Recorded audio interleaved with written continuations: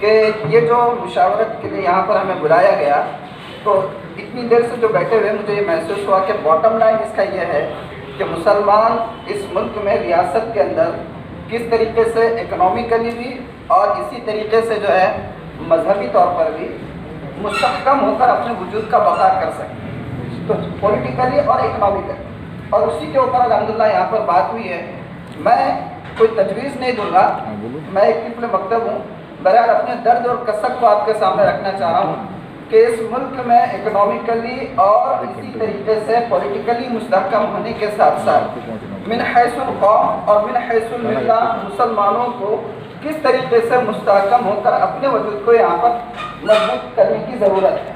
میں آپ کو بتاؤں کہ اگر یہاں پر 100% کی آبادی میں 25% مسلم ہیں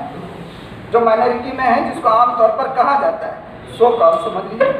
کہ 25% مسلمس ہیں اور 5% دوسری ادر مائنورٹیز ہیں، باقی بچ جاتے ہیں 70%۔ تو 70% کے اندر آپ یقین مانیے کہ اس میں تقریباً 70 کے اندر سے 60% ایسے ہیں، یا اس کو یہ کہیے کہ 90% ایسے ہیں جو نیوٹرل ہیں، اور 10% ایسے ہیں جن کے ذہنوں میں مسلمانوں کے لیے کچھ ریزرویشنز ہو سکتے ہیں، ان کی اپنی کچھ سوچ ہو سکتی ہے۔ ہمارے لیے لائے عمل اس وقت یہ ہو سکتا ہے کہ ہم